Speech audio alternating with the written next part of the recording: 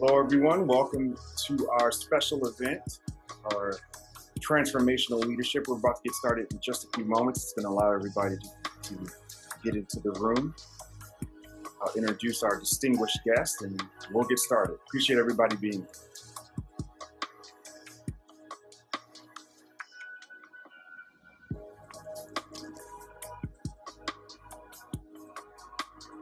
Well, looks like we've got some new and unexpected people popping in too. So let me go ahead and introduce myself while we're waiting. I am Dr. Dave Hessler, Vice President at LifeGuides, employee benefit organization with the goal of improving the well-being of over 1 billion people in the next 15 years. I am just excited for this talk that we're about to have. This is something completely new that we're doing here at LifeGuides, and it is Mental Health Awareness Month. So everyone, this is hopefully going to be supportive to you, your families, your teams as you continue to grow.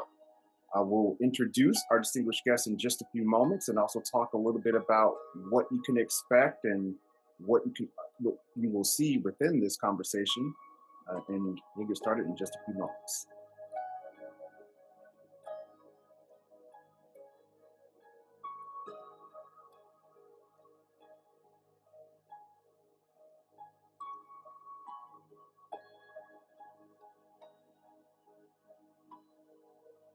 Right, so I've got the notification that we are good.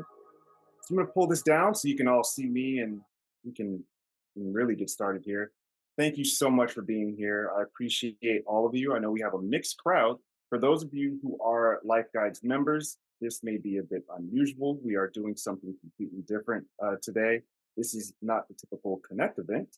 Instead, what we are doing is we've created a transformational leadership series where we're bringing to you industry professionals who have not only shown excellence in leadership, but have also been willing to share their story with us.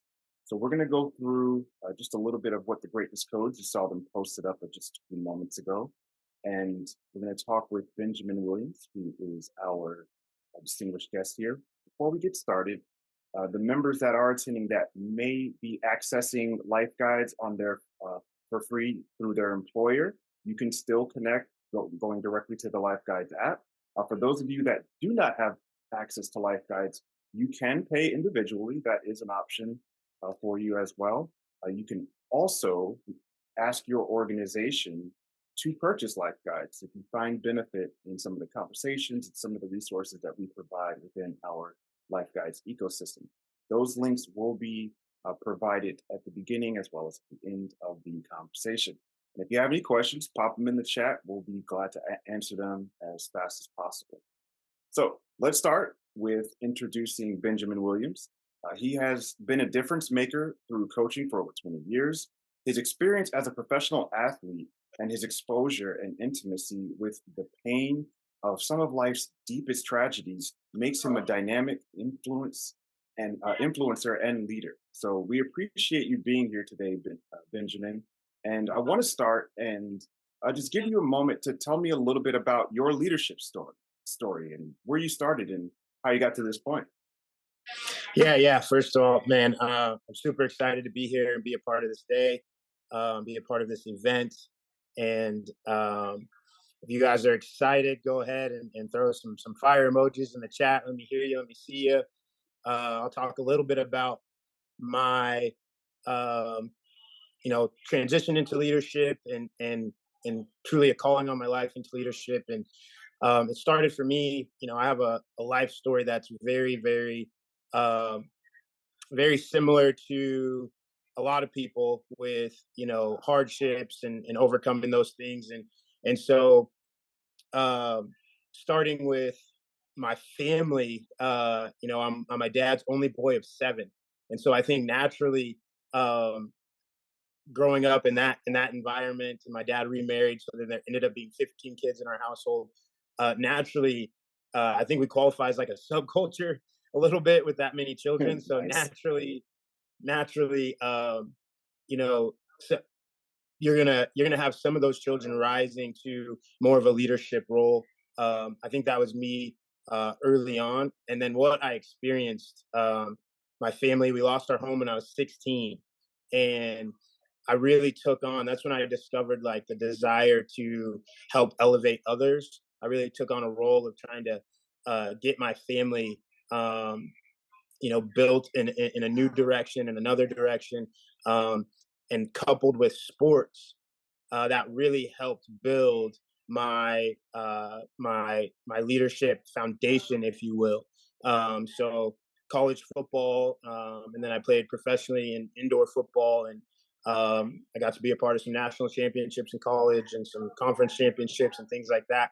And that really just helped me learn what it means to have a group of people with all kinds of different backgrounds and be in a position to truly, as a captain on those teams and things, to truly help lead them to the direction that they want to go in. That was instrumental to building out my leadership and truly applying it. And then later in life, becoming an entrepreneur. That's when I truly started to grow my leadership abilities and develop as a leader. Outstanding. I mean, first off, I mean, being a part of championships, there's nothing easy about championships. It takes not only mental fortitude, focus, practice. I was in a meeting yesterday, and the whole time we were just talking about practice, not the game, but we were talking about practice. It's a shout out to Allen Iverson for those who know. So, Yeah. Ben, tell me, in what way do you see your leadership growth? At home, maybe affecting or impacting on your business and vice versa. Like, where do you see that intersection? I think it started for me. Um, I really identified mostly in my life as an athlete. It's pretty much how I knew myself until I became a husband, and then I had this new title. And quite honestly, I struggled with transitioning from you know being a professional athlete, especially mixed martial arts, is where I spent most of my professional athletic career. And it's a one man show. So even though I have coaches and teammates and all of that, when I get in that cage, it's just me and my opponent, And so it's a selfish sport. And so having to this new role of like I'm the leader of my home and to serve my wife and those things is where I really started to learn and learn that I was not yet qualified to lead, and so I started to just look at the type of person that I wanted to be, the type of husband that I wanted to be, and I started to try to implement some of those just strong leadership qualities, nobility, really character into my home, and um, for a lot of years I struggled, but then. Um my father passed away 3 years ago, and going through the grief of that and building through some of the questions of identity is really where I learned to apply truly who I am to what I was trying to accomplish. And what I learned is now what's developed here, the 8 pillars of greatness, and applying that truly the self discovery, self development, and self mastery of the great codes. Um, Really, as I developed those things, I started to see a transition from when I grew as a person in who I was and was able to apply that to being a husband and being a father and in my home and relationships with friendships and all of those things.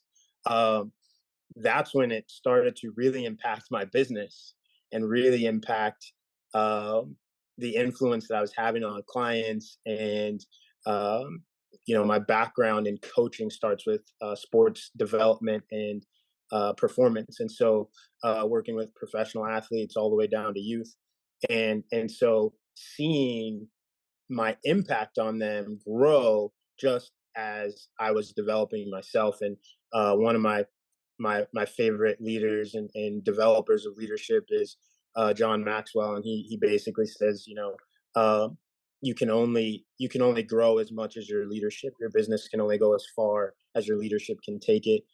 So constantly focusing on growing your leadership is one of the the ways and pillars of actually growing and expanding your business. So that's where I see the transition is paramount. You won't have a growth in business without a personal growth within your life and relationships.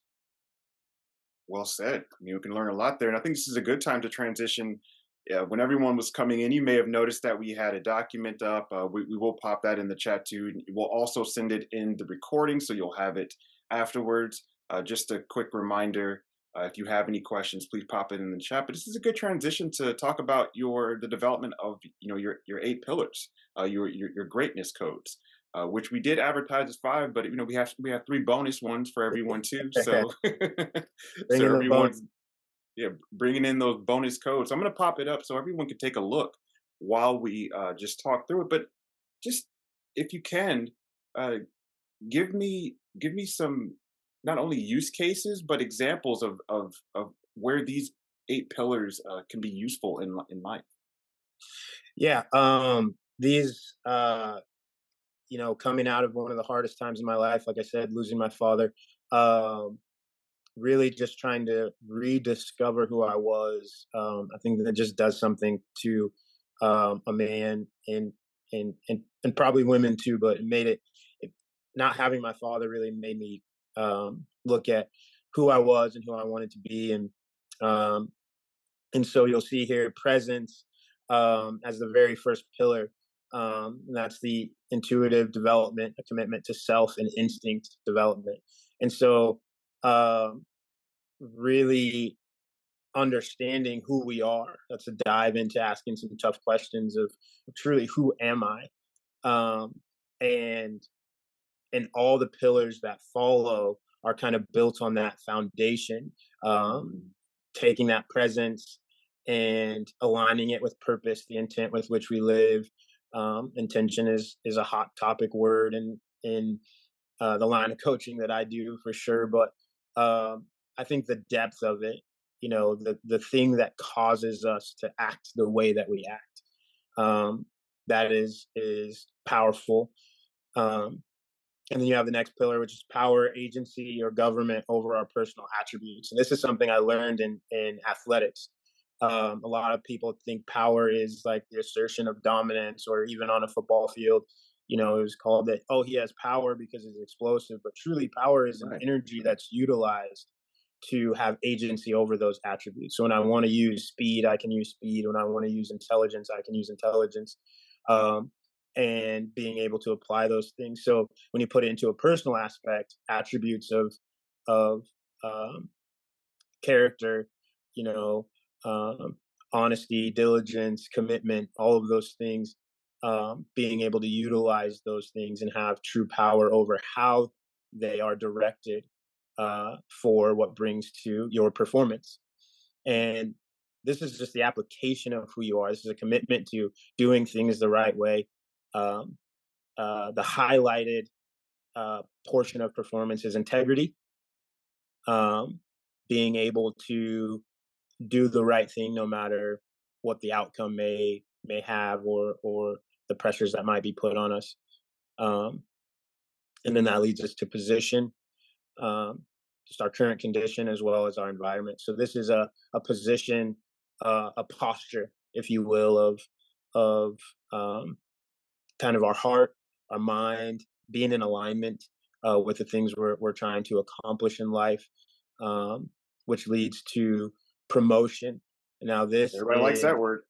yeah, yeah, this is both in that regards of can I get promoted in the line of work that I'm doing, but it's also um, coming into true leadership. This is where I talk about leadership in the mastery program of these great codes is um, who you are impacting and influencing should elevate your purpose.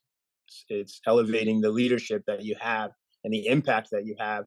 And promotion, when we get promoted, even at work, that's essentially what we're stepping into. We're stepping into the promotion of our impact. Now we're going to be able to impact more people, have more influence. We look at it as, maybe more responsibility. Maybe we're making more money. Maybe we have more say in what goes on within our organization. But the truth is, we have more influence and impact on those around us with those promotions and how we can categorize that promotion, how we can leverage that promotion and utilize it to bring well-being and influence to others is by far the most important thing.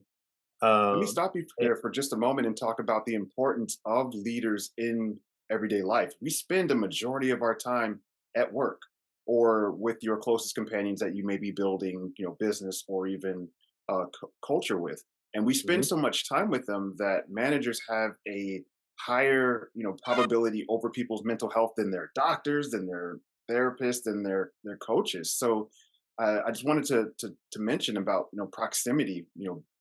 Your influence and your connection and proximity to others is important not only to your mental health but to the mental health of others as well. Absolutely. Looking at that next jump from promotion to proximity. Sorry, guys, had a noise there. To proximity is is huge because what happens when we apply ourselves fully, and when we talk about purpose and performance, when we're truly applying ourselves fully, I say effort isn't how hard you can work; it's how much of yourself you can put into the moment. And when we can do that, it's going to put us in proximity to people who are you know, carrying out the things that we're trying to accomplish in life. It's going to put us in proximity to people who can help us leverage even more of who we are and who can help us grow and do all those things. When you talk about, your mental health and the people you're in proximity to, I think it's important that the alignment that we have with those people that we're trying to accomplish the same things. And it's not even so much that we believe the exact same way, that we can have our own opinions, but when we're trying to accomplish the same things and we're in proximity to those types of people, the influence Mhm. that they have on us and the influence that we have on them, especially when it comes to mental health, is paramount. Absolutely, absolutely. So And I'm that, gonna. I know you're gonna finish up here. I'm gonna bring this yep. down as soon as you're done. Go ahead. So that last pillar there is going to be projection, and this is, I call it, our greatness in motion. This is where we've pulled out our personal greatness. We've been able to make it tangible, um, and it's basically a full sum of all the previous pillars wrapped in what we're doing. And projection is so fun to talk about because um, it's about all of the application that we've had up to this point, and now we're starting to see the fruit of the application of the great codes and what we're building, and then we're able to almost forecast Hmm. um, the what's coming next. So I'll even take this opportunity that Life Guides has given me. Um, these Even though I don't know when my next opportunity to speak is going to be, when my next opportunity to influence a group of people is going to be, I do know that the application of the things that I'm doing and the work that is being done, I do know that it's going to afford me opportunities. So I can almost forecast what these things are going to do for me and what these opportunities are going to do for me. And I can also discern um, between opportunities like this one with Life Guides, which is a dynamic platform, a dynamic group of people who are truly positioning themselves as world leaders in thought and mental health and just progressive ideas. That was a no-brainer for me to go, this is going to be a phenomenal partnership and opportunity to get on their platform and share what I'm doing. But that came from the promotion and the projection of um, all of the applications that you saw before. So I'm able to get on here and just be 100% committed to being myself, which is someone who Being you. loves to elevate others and loves to impact others, and I love the opportunity to continue the growth of that. And so, yeah, this is a perfect opportunity to talk about that, and projection is exactly what landed me in the seat, if you will, to be able to share with you guys today. So that's one of the big examples I can give on that. Well, great. That was going to be one of my questions, was to maybe outline maybe two or three pillars that uh, gives us a little bit of insight on how one can progress. And you're talking about projection right now in a good way. In the clinical background, projection can Yeah, be it just yeah, seems a little sure, problematic. yeah, But in this case, it's almost like you're reclaiming it, using it in a different way, in a fresh way, in a more holistic way, where people are uh, projecting and putting out not only their best self, but they're creating the experience that they want to have for themselves and for others. Because let's yes. be honest, we create our own experience. So I want to just mention to the audience real quick, as we were reviewing the codes, I want to ask, which of those pillars, do you feel challenges your leadership? So in the chat, if you feel that one of these pillars may, challenge your leadership, let's talk about that. Let's talk about the other side, where we're talking about performance. Some people's leadership is challenged because they're not performing as well as they want to, or their team is not performing. They're languishing. They're just not getting everything they need out of their team because of presenteeism, or because of early onset burnout. So I want to ask you, while we're getting some responses in the chat, Ben, where do you see some of the challenges of performance? Like, where are some of the hurdles in performance and getting the best out of others? Especially when it comes to leadership, it's easy to make performance about finishing first, winning the championship, getting it done, and I think that a lot of times we can make make it that means we're doing well, or we're successful because we won the game, or we got the thing done, we made the deadline, right? And truly performance um is more about committing to the depth of who you are, when sometimes in order to win, we'll change that. In order to get it done, in order to see the deadline, we'll do the most necessary thing we can do. And the truth about um winning is that we got to be able to find the win when we're down, find the win Mm. when things aren't necessarily um, going our way. And so I qualify win as well-being.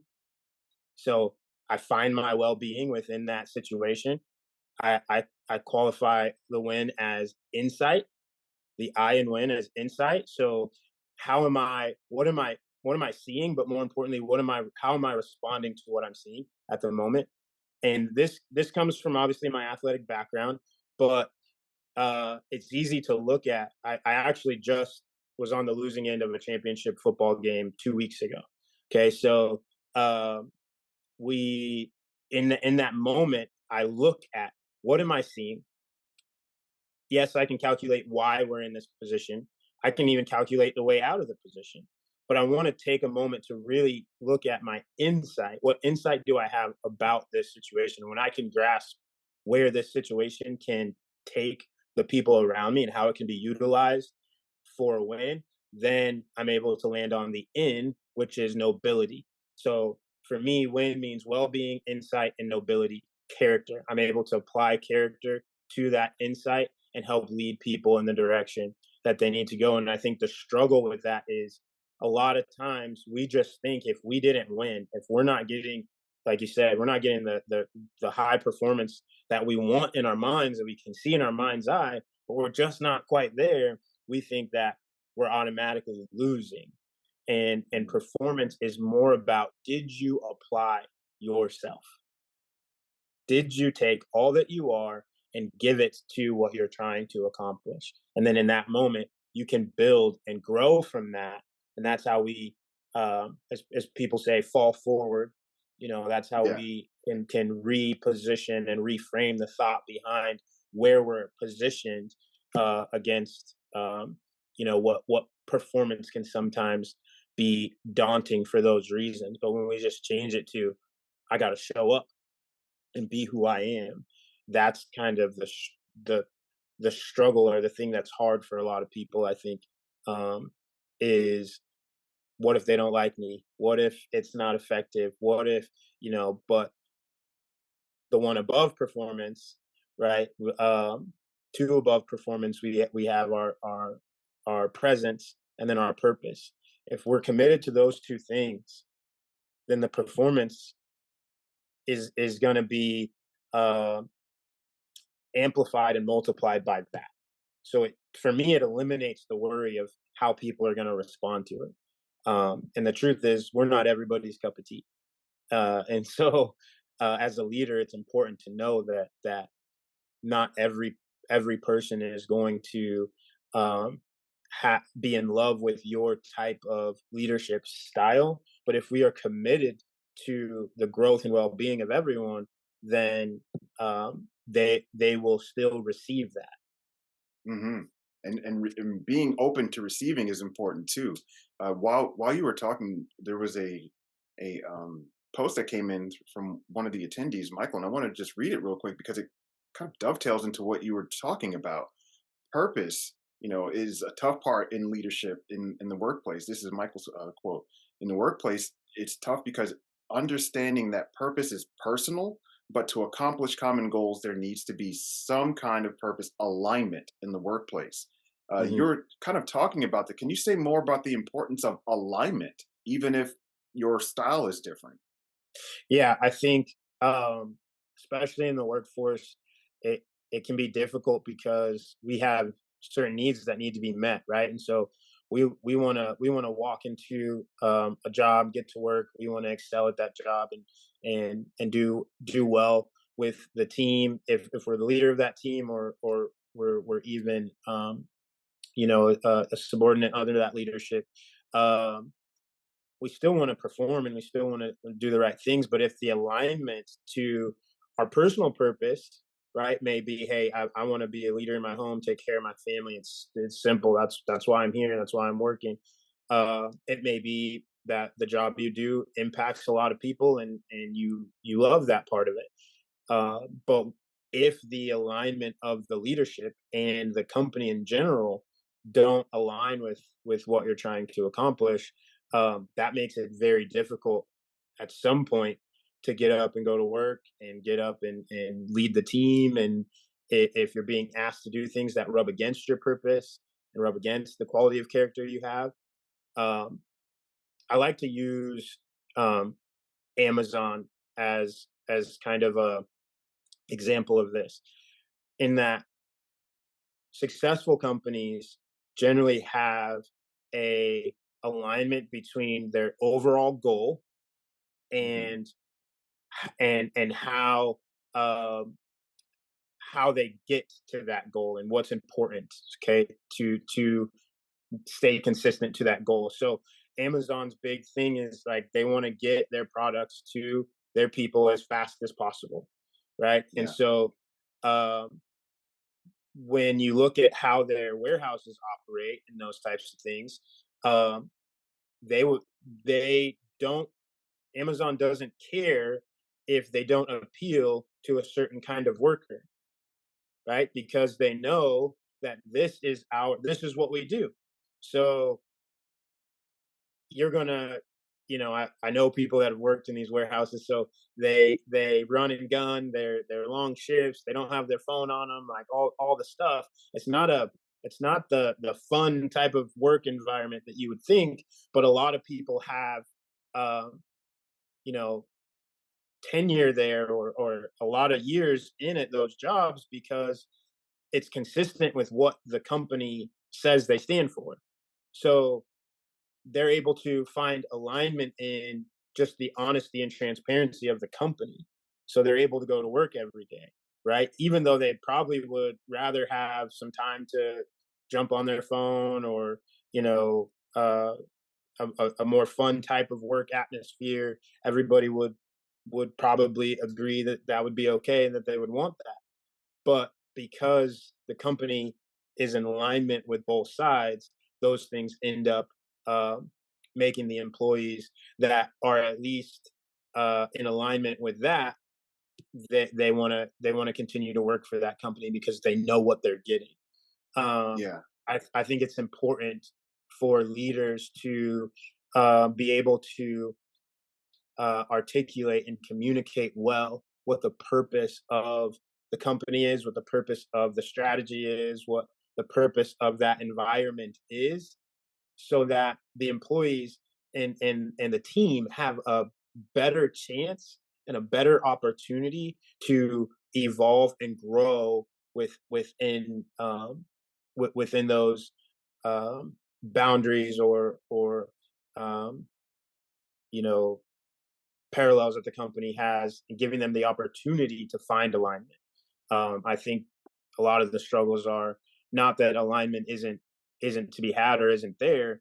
It's the communication of what the purpose of what are we all doing here? Why are we all Right. here? Why are And we here? You talked about the why earlier. The why is yeah, important.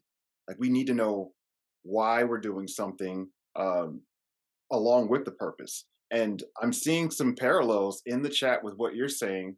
Scott K, who is one of the guys here on our Life Guides platform, is an entrepreneur out of the Phoenix area, talked about creating a personal purpose statement, and then hmm as a leader, creating a yes, team purpose statement that can really ensure alignment. I thank you so much, Scott, for adding that. That's just not only sound direction, but it's important that there is complete alignment, or at least as much as you can get, because yes. when misalignment happens, that's when things start to fall apart, or they just seem like they're more difficult. So thank you And so I much for sharing that idea. Go and ahead. I touched on I think it's Scott, yeah. That personal purpose statement. So super I love this. When we jump into the purpose portion of the codes, we actually do this in the mastery program or in the workshop. And so everyone will build out this statement for themselves. And what I want to touch on for you guys that I see somebody that's like, I really like this idea, great idea.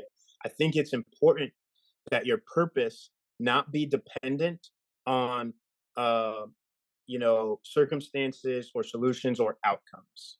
Okay, Hmm. that is very, very important.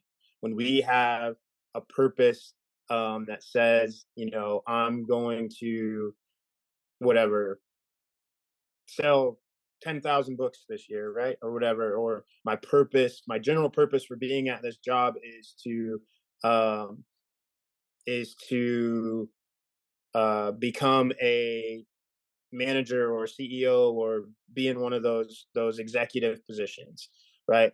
Those are really goals that we can get fixated on that end up overtaking our true purpose. A true purpose would be my purpose is to um, elevate and build other individuals to their greatest possible outcome, right? That has no bearing on I can do that with a little bit of money in my bank account. I can do that with a lot of bit of money in my bank account. I can do that with any job title that I may have.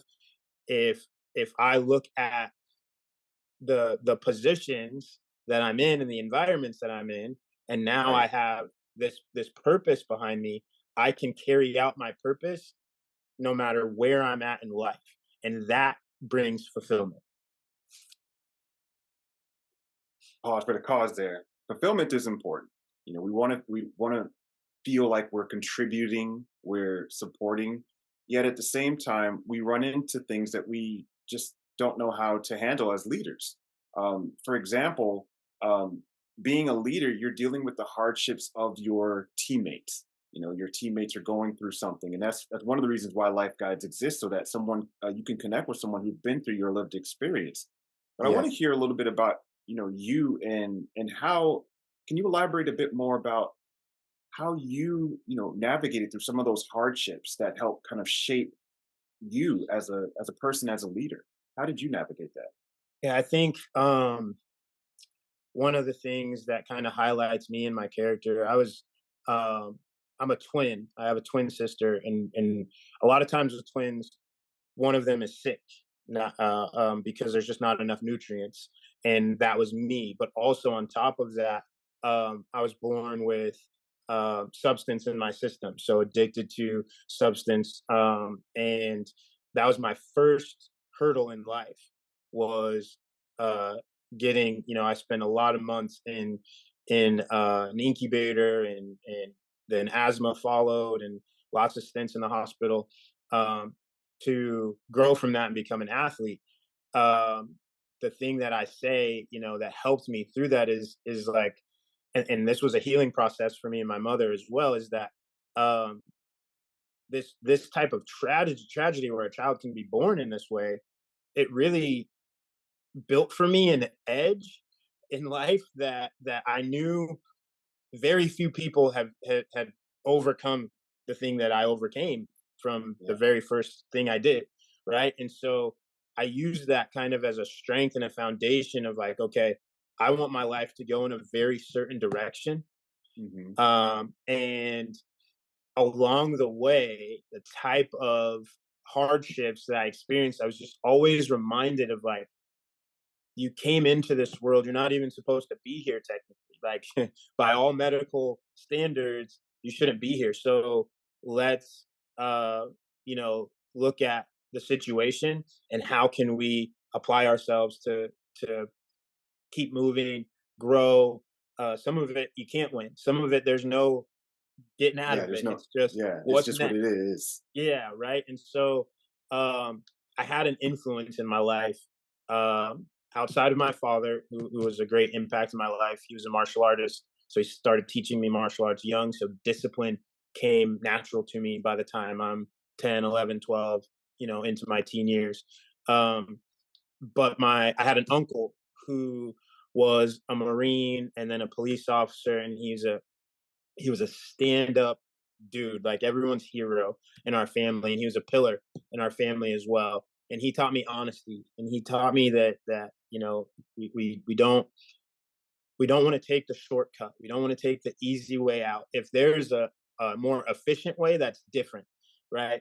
We want to make sure that we can stand on honesty. And he taught me that truth isn't just saying what's truthful.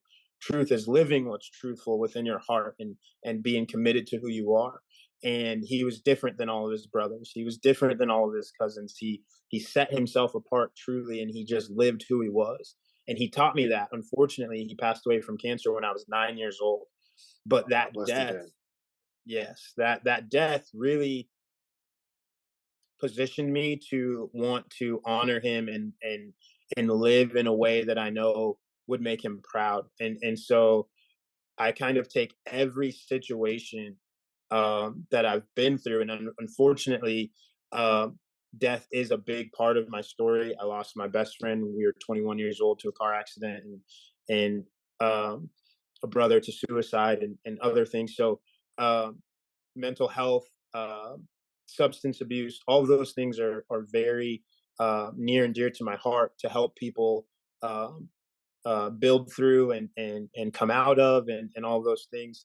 Um, and because of those circumstances, I take the opportunity in every one of life's tragedies to um, just look at what this circumstance can do for not only for me but for others as well. And then that kind of positions me to uh, be able to navigate it, um, put in the most effective way possible. And when I say that, I mean uh, to make an effect. So it's not even that I navigated it the best that I could, or personally, but I'm always trying to look at what influence can do for others, and then that usually fills me. That usually builds me in a way of understanding more about the situation, more about myself, and how to continue to move forward. I hope that answers Absolutely. your question. Sorry. It does. And I like that you added in there when you're, when you're learning that you're focused on helping others. Like that's an underrated, I believe, an underrated tool when you're feeling down, or when you're maybe not getting the results that you wanted. Helping someone else, of course, they have to accept that help is another thing. Is a great way to kind of get back. And thank you so much for sharing, your story. I saw some love coming in through the chat, some Yeah, I hearts flying. appreciate So it, guys. I It's appreciate you, being honest and vulnerable and sharing that with us. And I'm glad that we can have these conversations and that these conversations can be, completed in a space where people feel safe and focused on, solution oriented right. tasks to get, to heal and grow. So that kind of brings me to a question about your grief. You've experienced so much. So can you give maybe one or two tools that might be helpful for someone who's experienced that? Yeah. I didn't always, I say grieve well, but there's no well way. There's no like book or rule book to this. But I had the opportunity when I was in junior college to work with a high school group out of California called Grieving Teens. And uh, doing that, I developed an understanding um, positioned with time. So when losing someone, and this could be death, this could be relational, Yeah, grief even shows up in different ways, right? yeah, think about grieving the loss of my childhood home.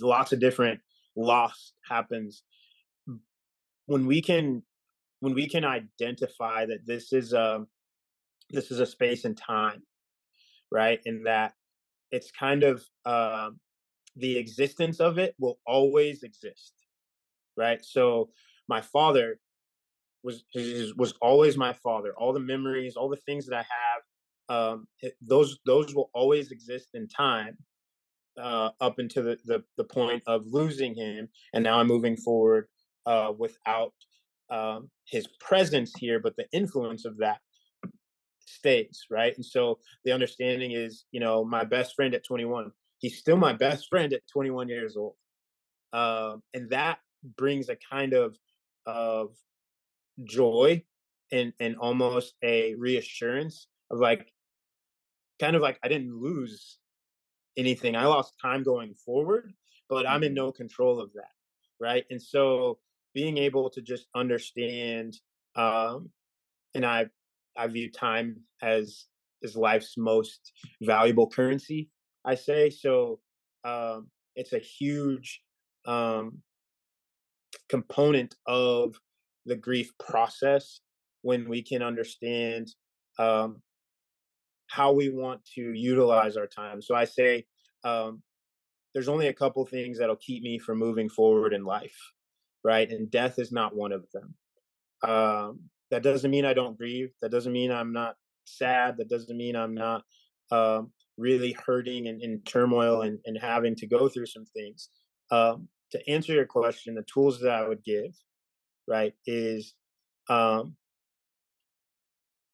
have your feet on the ground, be present, feel Hmm. everything that is coming through for you to feel the different stages of grief, the sadness, the anger, the confusion. Um, Feel as much as you can, as much as you can allow yourself to feel, because when we allow ourselves to feel pain, it makes space for us to feel the healing as well, right? And so Okay. without that, it makes feeling the other side of it, the joys and things like that, very difficult. And I believe love to be the great healer. It heals a multitude of tragedy, right? And so, in order to feel love, we have to allow ourselves to also feel the pain of grief. And then, if you can, get into partnership with somebody, if that's close friends, spouse, partner, if that is a counselor. For me, losing my father was the first time I entered into counseling, and um, I thought I'm gonna just get through this grief thing. I'm gonna talk to this person about losing my father, and they're gonna help me step forward. And then it was like this deep. It went way deeper, right? Anyway, Way you got more than you way bargained deeper for. into it. Yes, and that's a lot of what led to. um, the build out of the great codes, and just learning on a deeper level what I've experienced and who I am. I would have never categorized even being born, addicted to substance and sick as trauma. That never crossed my mind, right? And so these are traumas that we're experiencing, and if we can confess that, we can be uh, okay with that trauma. A lot of times is outside of our control, and get into partnership with people who are dedicated to helping you grow through your grief. And then the one thing is understanding that the grief, we get time gets further away from it. It doesn't go anywhere. It stays as large as it is. I Yeah. like to think of it as a circle inside of a circle. So if the grief is here and time is just going and going and going, it stays the centerpiece and it stays as large as it ever was. And at any point in time, we can be pulled back to it, and it stays the same. Feel what you can feel. Let yourself allow, on those moments, on those reminders, when I still get thoughts, to call my dad and ask for his advice, um, you know, uh, 3 years later. So um, those things are going to happen. Experience them, feel them. All sometimes just go through with calling the number just to make it real for me, and just being reminded that he was that type of person for me that I could call and be thankful that I had a father that I could lean on and call. So that's kind of probably a little more than you bargained for, but that's my heart on grief for sure. I think it's accepted and loved. As you can see, some of the hearts are flying. There's an appreciation in what you're saying as far as being able to find ways to grieve, finding ways to understand grief's relation to time. It reminded me of a show I watched with Harrison Ford. Um, I know Harrison Ford is doing TV shows now. What's going on with the world? And he is a therapist, and he kind of sets a timer for 15 minutes, allows himself to feel all of the grief that Mm. he's experiencing, puts on a sad playlist, and then when the timer's up, he gets up and he kind of goes on. So he's not constantly pulled in the gravitational pull of that grief throughout the day. He sets a time to do that. So I know we're coming Yeah. down to the end here. This has been wonderful. I know we can continue on. I have one quick question for the attendees. Just I want to hear, what is your toughest learning experience in your leadership journey, and what do you believe would help that? So, what is your toughest learning experience in your leadership journey? And while you are posting that in the chat, I want to bounce it back to you, Ben, and wanted to talk a little bit about your greatness codes. I'm going to pop up your QR code if anyone wants to book with him. I'll also put his Calendly link at the end of the call. But I wanted to give you just a couple of quick moments to talk about your greatness codes. You have a book coming out, I believe. So yeah, I just want to Yeah. give you some Yeah. opportunity to talk about that. The greatness codes, for you all, I've been coaching and uh, consulting in that way for a lot of years, mainly in the athlete realm. So I'm just in the last year and a half transitioning to the professional space and working with companies and things like that. And so the greatness codes just came at the right the right time. I started building them in 2022, and decided that I was going to use them as a coaching curriculum, and then that transferred into um, what we were going to do was just a podcast, and then that podcast ended building into an audiobook.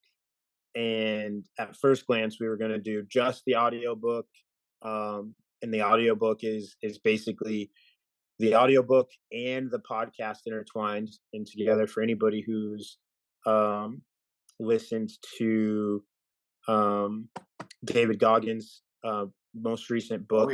yeah, He has that compilation in there as well. So I kind of took from what he was doing, and then it was just pressed upon my heart to transcribe that and actually put it into written form. So both of those things will be dropping in July. As of right now, we're just kind of getting ahead of the books with our mastery program, which is a 10-week right now. When you book it, it would be a 10-week um, mastery program. However, we are looking at expanding that with having expanded the codes to instead of 10 weeks to 16 weeks. So you can look forward to that if that's something you're interested in. We also do it as a workshop within the workspace, and I also come in and just and do 40-minute to an hour speaking engagement on it as well. So lots of different opportunities. That QR code is directly to the mastery program, and then my Calendly, which you said will be on the end of the chat, will be um, the easiest way to schedule a call with me. You'll see a discovery call on there. You'll see a coaching call on there, and you'll just see a 30-minute meeting as well. Um, the website is under construction and will be done towards the end of this month. So we'll have that for you guys soon. But yeah, those are what we're doing with the great codes and hoping to um, continue to build. We also have a great codes leadership event in Colorado um, in July as well. I believe it's July 12th. So those Fantastic. things Got a coming up lot as going well. on. Got a Yeah, lot yeah. going on. So, That's how life goes. There's always a lot going on. While you were talking, there was some questions coming in to the chat, and I want to highlight a few of them. I may not get to all of them. First, I want to highlight Scott mentioned again. Now, Scott K, who is in our group right now, he is one of our guides. He's available on the platform.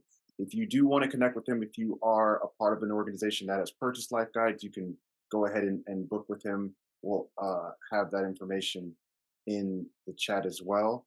If you are not a part of the Life Guides platform, please ask your employer to to get this wonderful service, or you can also uh, get it on your own. But I want to go to a couple of continuous statements about imposter syndrome, hmm talking about dealing with that being one of the challenges that people experience, and it seems like it's it shows up in different ways for different people, but hmm working through that imposter syndrome uh, looks like there's different avenues, different ways of doing it. So I wanted just to get your thoughts real quick. How have you overcome that? Imposter syndrome. I believe that it is imposter syndrome is a direct reflection of your current state of confidence. Okay, so confidence is to me, I'm big on words, guys, and their original intent. And so confidence, its original definition truly means safety. Okay, so when you think about that, and confidence, self confidence would be self safety, being safe, feeling safe and protected by who you are. And when you put it in those terms, it's like, whoa, do I really have that? And so for me, it's about um, continuing to uh, discover who you are, and I have these three things that I say. So discover who you are, develop who you are, continue to develop. You used a term in one of our meetings, a life learner. I think that is essential to overcoming imposter syndrome. When you recognize and are truthful that, you know, maybe I don't belong in this room, or whatever I'm feeling, but the truth is I am willing to learn and continue to learn so that, you know, I can continue to perform and do all the things that are called upon me. Um, that kind of puts you in position to do the last thing, which is deploy. So we discover ourselves, we develop ourselves, and we deploy ourselves. Okay, the three And Ds. the I can three get with Ds, yes. that. And so we have a opportunity. So to me, imposter syndrome is kind of this thing that everyone is experiencing who is trying to accomplish more. who's trying to do more, who's trying to impact more, build more, right? And so I'm going to try to make this quick. We struggle. We use the word struggle, right? As like everybody gets to struggle. Everybody's going to struggle, right? But the truth is, you are not struggling if you are not trying to overcome something. You're just experiencing whatever that is. So if I'm struggling with poverty or being poor, it's because I am trying to gain wealth, right? I'm trying to gain prosperity. If I'm struggling with mental health, it's because I'm trying to strengthen my mental health, right? Those are the truest things that I can say about struggle. The reason I bring that up is because imposter syndrome exists because we are trying to do more. So you don't have to be confident in yeah, okay, I have all the credentials that make me prime picking for this leadership position. The truth is you may not, but the other side of that truth is you are committed to growing, and your imposter syndrome only exists because of that commitment. I If you see. weren't So committed, it's there because you want to grow. It's like that yes, yes, that pushing forward. That's yes, and and that's and and that's for what's me, driving us. it all but eliminates it. The At least the bearings that it has on me, because I can anticipate, even for this call, coming in this morning going, I don't know who's going to be on this call from my community. I don't know who's going to be on the call from your community, and maybe I don't quite add up to what people are expecting to get from this event. And the truth of the matter was, but I'm here. I'm here to grow. I'm here to learn. I'm here to get better. And I'll never know if I belong if I don't show up. And so just getting Wow. the understanding of I'm committed to this thing. So that's why that thought crosses my mind of, man, what if I'm not as influential as I want to be? Then I'll continue to build. That's That's the right. That's truth all of we it. got to do. Build or Yep. destroy where you come from. So, all right. I know we've only got a couple of minutes. I appreciate you giving the breakdown. I want to answer one quick thing before we end. There was a question from CJ talking about TJ's generation. He said started working during the era of the yuppies, where you share nothing, be strong. And he asked, how do you navigate, or how do I navigate what to share and not to share as a leader? And I know we only have a couple of moments, and the best thing I can tell you is developing an empathetic leadership framework. LifeGuides, we provide that service as a training for managers to learn how to be empathetic. Not just you go to a event, you learn something, you're like, great, but actual behavioral change because you have the support of LifeGuides to connect with an accountability partner. And it's about learning from someone who's done what you're looking to do. There's always someone who's done it and can make your life a little bit easier if you ask them, connect with them, and are open to being guided. So I want to end with that there are mentors, coaches, guides. There are people all around you, and if they're not around you, you can find them. We live in this wonderful wide world web of wackiness called the internet. That's too many W's, but you get what I'm saying. We live in this place. We have ultimate resources around us. But I appreciate you, Benjamin, just taking time today, coming and supporting our community, kind of Right. linking our communities together. If you like what you're hearing today, please like, subscribe, share. If you feel like this information will be supportive to you or someone else, we appreciate all the Life Guides family that is a part of this. We will be jumping into our regular Connect events local to our community again next month. Again, I appreciate everyone working behind the scenes. Hannah, our Life Guides team. Thank you to Mark, to Scott, so many people. I can go all day. I know it's the end. You guys have got to get back to what your day is going to be. So be blessed on your next trips. Bye, everyone. Thanks for having me. Bye.